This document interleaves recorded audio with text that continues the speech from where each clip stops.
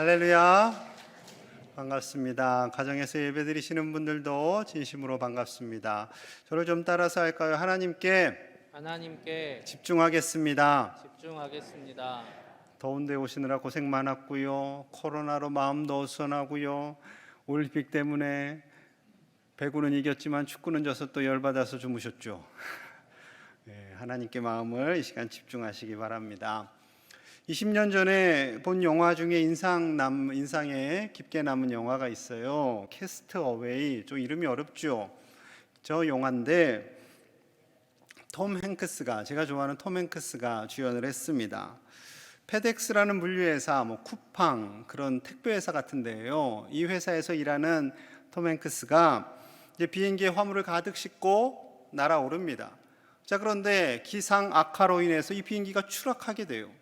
다행히 구명정을 붙잡고 떨어진 이 주인공이 살아남기는 했는데 무인도에 떨어지게 됩니다. 무인도에서 어떻게 살아남아요? 다행히 이 비행기에 실려있던 택배 상자가 떠내려오고, 그리고 그 택배 상자를 열어서 하나씩 그 물품을 가지고 살아가게 됩니다. 아까 보신 사진에서는 막 이렇게 마차를 이용해서 불을 핀 다음에 너무 기뻐하는 모습이 사진에 있었죠. 그런데 여기서 4년간을 이제 살게 돼요. 섬에서. 얼마나 외롭고 힘들었겠습니까? 그 외로운 마음을 달래줄 수 있는 것은 사랑하는 연인의 사진, 그리고 또 하나가 있는데 바로 이거예요. 사진 보여주시면, 배구공이 떠밀려온 거예요. 거기에다 사람 얼굴을 그렸어요. 그리고 저 친구의 이름을 윌슨이라고 하고 저 친구하고 대화하는 거예요. 힘들면 속상하다고 말하고, 화가 나면 저 친구하고 막 화도 내고 다정하게 이야기도 하고 그렇습니다. 그런데 밀려오는 택배 상자 중에 딱 한 상자는 뜯지 않고 남겨둬요. 그리고 이제 어렵게 탈출을 하게 되었어요. 사랑하는 연인도 만나게 되었어요. 근데 그 상자, 다 낡아서 부서질 것만 같은 그 상자를 들고 주소에 기록된 그 집에 갑니다. 초인종을 누르지만 사람이 없어요. 거기에다 메모를 하나 써요. 보여주시면 저렇게 기록하는데, 이 상자가 저를 살렸습니다. 감사합니다.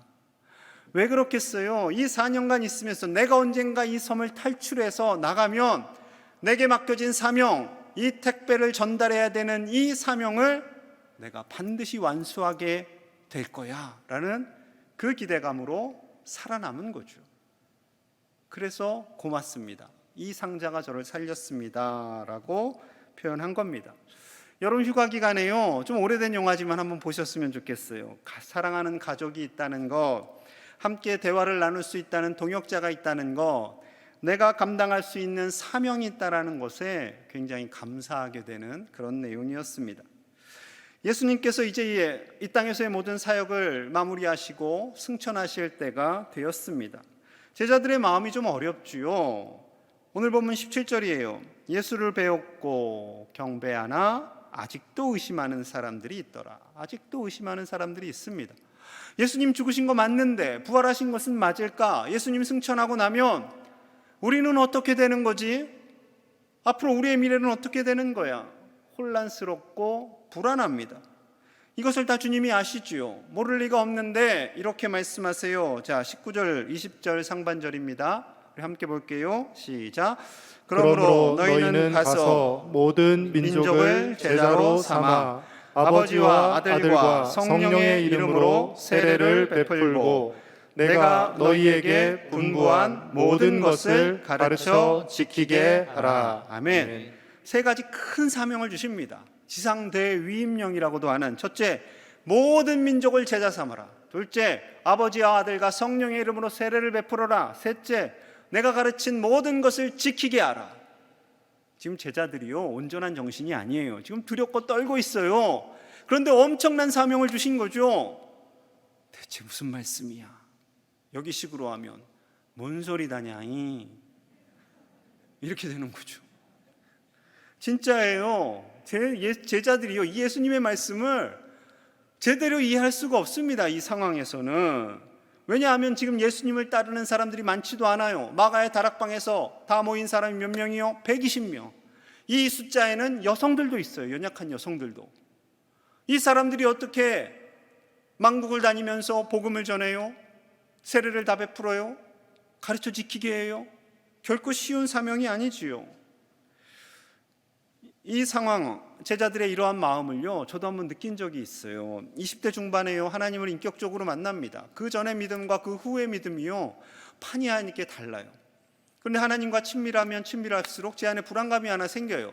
이러다가 하나님이 갑자기 신학교 가라고 하시는 거 아니야? 농담 삼아 얘기했어요, 제 스스로. 정신 차려, 그럴 일 없어. 너가 무슨, 그럴 일 절대 없으니까 걱정하지 말아라. 제 스스로를 안심시켰어요. 그런데 제가 그때 회계사를 시험을 통과하고 그리고 사업을 준비해서 하나님께 영광 올려드리고 싶었어요. 물론 안정된 일을 하고 넉넉하게, 아주 넉넉하진 않아도 사회적인 안정적인 지위를 누리며 살고 싶었던 마음이 제 안에 있었던 거죠. 그거 하고 싶었던 거예요. 그런데 어떻게 하나님께서요, 고등학교 고1 때부터 준비한 그 일을 한순간에 접게 하세요. 거의 10년 가까이 준비했는데 하다가 봤더니 신대원을 준비하고 있어요.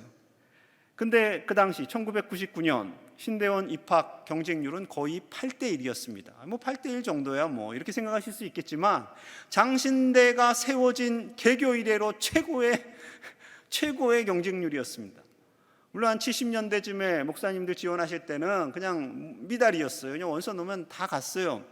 근데 그때는 그랬어요. 그러다 보니까 재수하고 삼수하는 분들이 참 많았어요. 그런데 제가 뒤늦게 경영학을 공부하다가 지원을 했잖아요. 그러니까 주변에서는 에휴, 쟤 떨어질 거야 라고 나중에 다 생각했더라고요. 알고 봤더니. 저도 하나님께 또 그렇게 기도했어요. 하나님, 저 이번 한 번에 합격하지 않으면 제가 착각한 건 줄 알고 가지 않겠습니다. 그랬어요.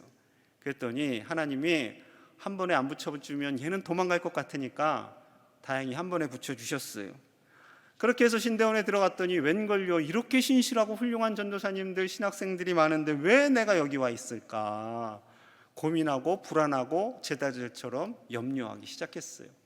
그러다가 하나님께서 저를 조금씩 만져주시고 오늘에 이르게 된 거지요. 전적인 하나님의 은혜입니다.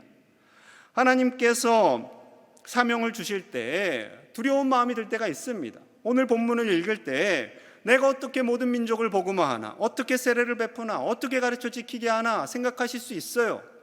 이 말씀은 목사님들에게 주신 말씀이지 생각합니다. 맞아요. 여러분들이 어떻게 세례를 베푸겠어요? 만약에 여러분들이 마음에 드는 사람이 있어서 믿음이 좀 이렇게 자랐어요. 그러면은 어느 집사님이 갑자기 내가 너에게 세례를 베풀게 하고 세례를 베푸시면 불법입니다. 죄송합니다만 교회 안에서 목사님을 통해서 하는 게 맞아요. 그러니까 이 말씀은요, 사도들과 교회에게 주시는 사명 맞습니다. 그런데 교회에게 주신 사명이라고 했어요. 교회 안에는 저와 여러분들이 있는 곳입니다. 그러니까 여러분들에게는 어떤 사명을 주셨겠어요? 우리 삶의 자리를, 주변을 하나님의 나라로 만들어가라라는 사명을 주신 겁니다. 이 사명은 어린아이들이나 이 앞에 계신 어르신들에게도 동일한 사명이에요. 내가 무슨 그런 엄청난 일을 해. 아니요, 할 수 있어요. 할 수 있어요. 우리 삶의 자리부터 조금씩 바꿔나가는, 그렇게 하나님의 나라를 만들어가는 그 사역을 우리에게, 그 사명을 우리에게 주신 거죠. 여러분, 우리가 일상 속에서 평범하게 사는 것 같지만 그 삶의 자리는 보통 자리가 아닙니다. 하나님이 주신 사명지예요. 예를 들어 볼까요? 결혼하는 것, 사명입니다. 엄청난 사명이에요. 전혀 다른 남자와 여자가 만나서 평생을 살아요. 요즘 결혼하면 최소한 70년, 80년을 살 거예요. 70년, 80년을 그 사람만 바라보고 살아야 돼요. 아니면 좀 살아보다가 좀 마음에 안 들면 좀 바꿀 수도 있고, 이런 생각하면서 결혼하는 사람은 한 사람도 없겠죠. 제가 결혼하는 청년들에게 그럽니다. 지금까지 사랑한 것은 솔직히 얕은 사랑이고 조금 세게 말씀드리면 가짜 사랑일 수 있다. 지금부터 진짜 사랑을 하는 거다. 어떻게 해요? 십자가의 사랑으로, 예수님의 희생의 사랑으로 앞으로 70년, 80년을 두 사람은 사랑해야 한다라고 권면합니다. 부모가 되는 거는 어떨까요? 엄청난 사명이죠. 요즘 부모 되는 공부를 안 해요. 안 하다 보니까 자녀 낳고 키우기 힘들어요. 입양하고 키우기 힘들어요. 그럼 때리고 극한 상황으로 치닫게 되는 거죠. 하나님 보시기에 너무나 화가 날 일입니다. 직장에 다니는 것은요, 최고의 사명지죠. 직장 가보세요. 다니시는 분들 거의 다 계시겠지만 거의 다 넌 크리스찬입니다. 그들 속에서 그리스도인으로 산다라는 것 굉장히 쉽지 않습니다. 그때 사명감을 가지고 사는 사람과 사명감 없이 그냥 사는 사람들은 하늘과 땅 차이죠. 그들은 우리를 통해서 하나님을 알 수 있는 거예요. 우리가 어떻게 사느냐에 따라서 그들이 교회와 하나님을 판단해요. 그러니 직장이라는 사명지에서 살아간다는 것은 조금도 쉬운 일이 아닙니다. 교회에서 직분을 받고 섬기는 것, 이것 당연히 사명이라고 생각하시지요. 대부분 분들이 교회에서 직분 받고 봉사하는 것을 사명이라고 생각하세요. 그거 사명 맞습니다. 그런데 그것만이 사명이 아니에요. 만약에 그것만이 사명이다 그러면 7일 중에 하루, 주일 중에 몇 시간만 사명을 감당하고 사명자로 살고 나머지 시간은요 그냥 살아요? 아닙니다. 바꾸셔야 돼요. 우리가 7일 동안 하나님께서 주신 사명자로 보내신 그 삶의 자리, 그 사명지를 살아갈 때 그것이 하나님이 원하시는 하나님의 나라를 확장시켜 나가는 사명자로 살아가게 되는 것이지요. 여러분, 만약에 우리가 교회에서의 봉사, 교회에서의 직분만을 사명이라고 생각한다면 이것이 삶과 신앙이 분리되게 됩니다. 분리돼요. 그런데 주님은 이렇게 말씀하세요. 자, 로마서 12장 1절입니다. 그러므로 형제들아, 내가 하나님의 모든 자비하심으로 너희를 권하노니 너희 몸을, 너희 전 존재를 하나님이 기뻐하시는 거룩한 산제물로 드리라. 이는 너희가 드릴 영적 예배니라. 아멘. 구약시대에는 죽은 제물을 드렸어요. 죽은 제물을, 산제물을 이렇게 죽여서 그걸 태웠죠. 그런데 우리는 산제물로 드리래요. 어떻게 해요? 그것이 우리의 영적 예배라는 거죠. 어떻게 드려요? 우리의 삶을 매일매일 순간 속에서 살아가는 거예요. 진정한 예배자로 사는 거예요. 하나님께서 맡겨주신 그 사명지에서, 가정에서, 일터에서, 만나는 관계 속에서, 그리고 모든 받는 땅마다 하나님께서 우리를 통해 드러나시는, 그래서 하나님의 나라가 임하게 하는 그 사명자로 살라 우리에게 말씀하고 있는 거죠. 여러분, 종종 그렇게 생각하시는 분들이 계세요. 여행을 가면 하나님과도 멀어진다고 생각하세요. 여러분, 착각하지 마세요. 교회와 집과 멀어지는 거지 하나님과 멀어지는 게 아니에요. 그래서 여행을 가면 왠지 릴렉스 돼서 좀 이렇게 안 마시던 술도 한잔 하시고 좀 이렇게 이상한 행동도 하시는 분들이 간혹가다 계세요. 우리 중에는 없겠지만. 여러분, 따라해 볼까요? 하나님은 시퍼렇게 살아계십니다. 하나님은 시퍼렇게 살아계십니다. 그냥 살아계신 분이 아니라 시퍼렇게 살아계셔서 우리를 도와주시고, 우리가 엉뚱한 행동할 때 막아주시고 우리를 인도해 주시는 거죠.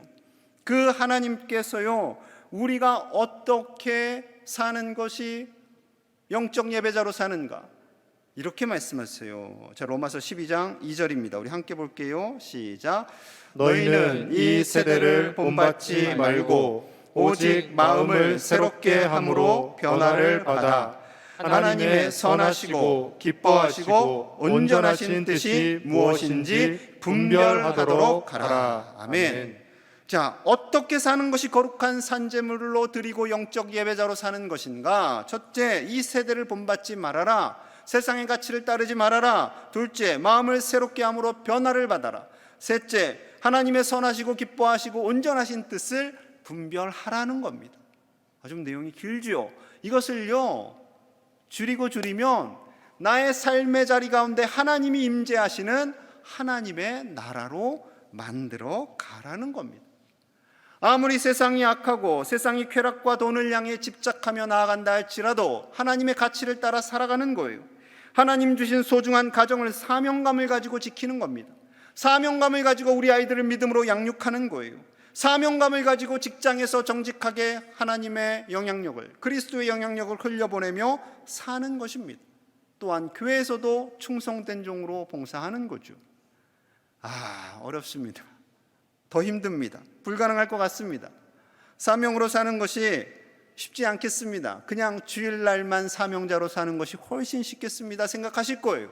당연히 쉽지요. 주일날 몇 시간만 봉사하고 사명하는 거, 사명자로 사는 거, 그게 훨씬 쉽습니다. 제자들도 그렇게 생각을 했거든요. 자, 마태복음 19장 9절입니다. 내가 너희에게 말하노니 누구든지 음행한 이유 외에 아내를 버리고 다른 데 장가드는 자는 간음함이니라. 예수님께서 말씀하세요. 음행한 이후에 그 외에 아내를 버리고 다른 데 장가가는 것은 간음한 거다 해서는 안 된다라는 거죠.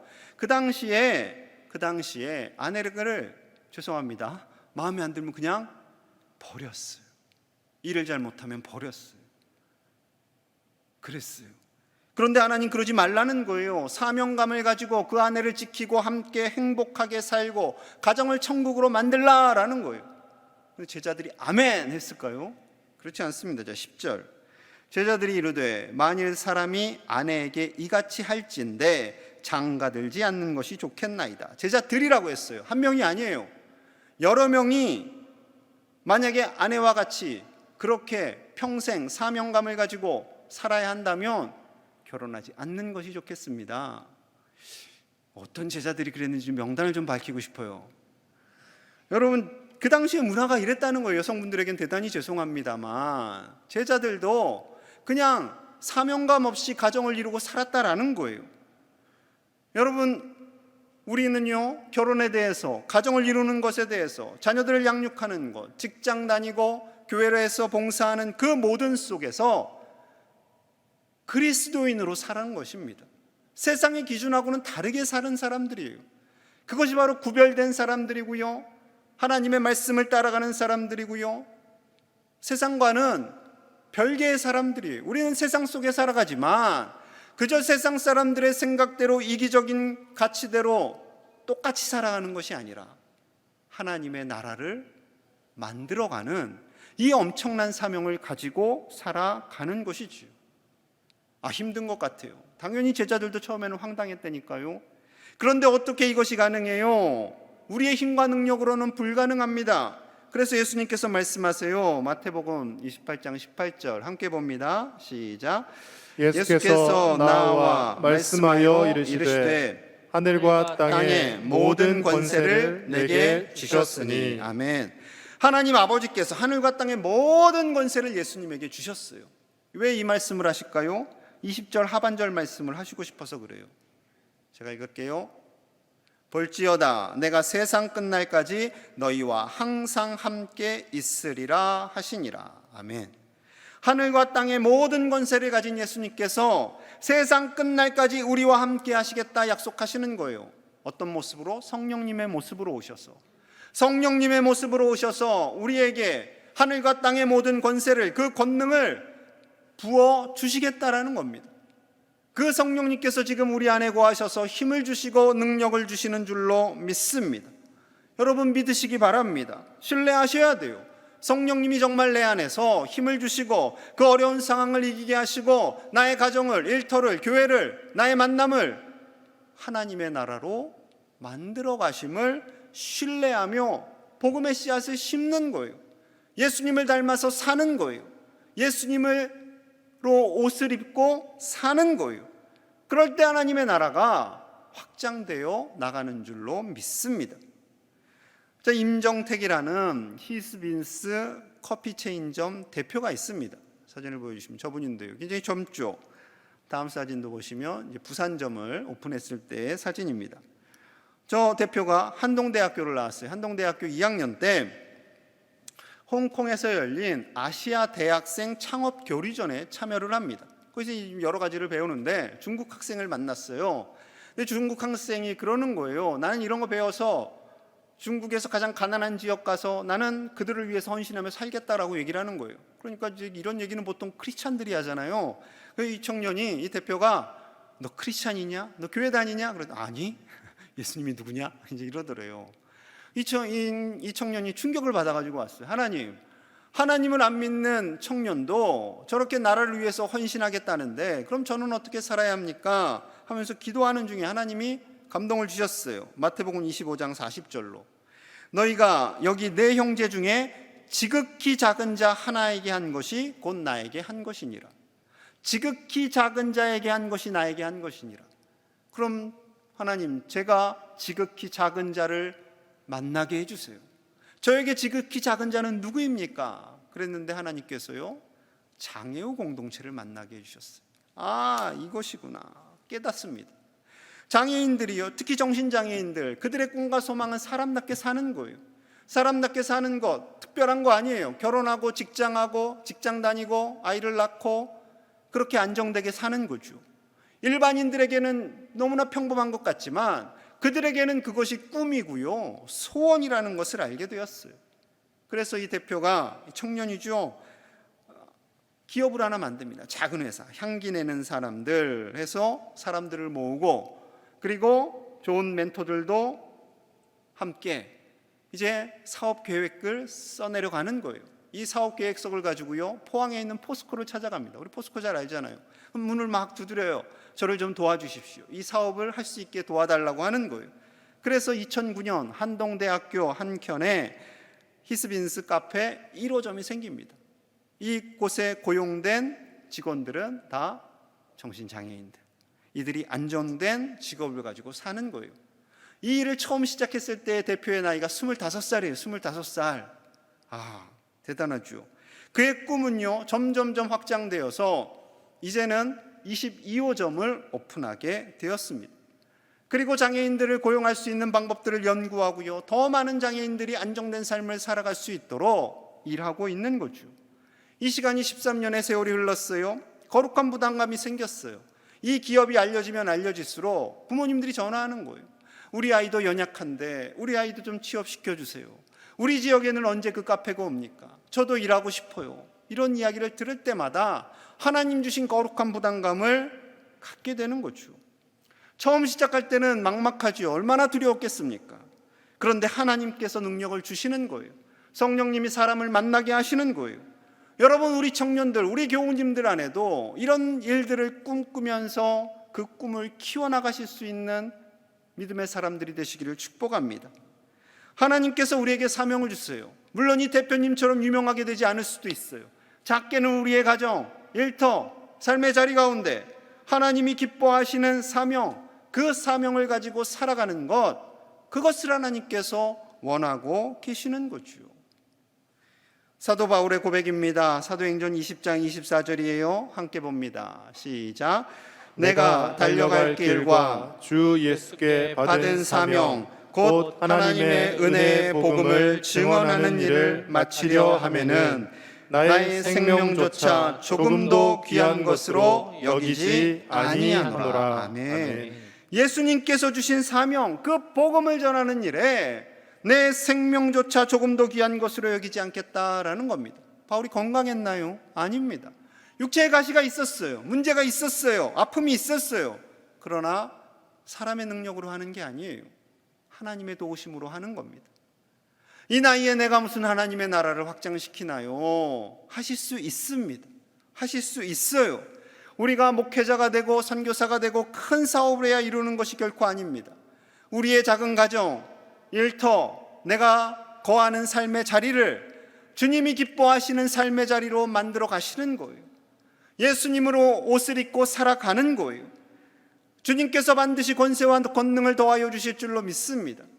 그 권능을 가지고 우리 주변을 하나님의 나라로 그렇게 만들어 갈 때 하나님께서 반드시 동행하여 주시고 힘을 주시고, 작은 누룩과 같은 우리지만 큰 빵을 부풀게 하는 것처럼 우리 삶의 자리를 하나님의 나라로 만들어 가시는 그 하나님을 신뢰하실 수 있기를 간절히 축복합니다. 우리 함께 기도하겠습니다. 마음을 모아서 기도합니다.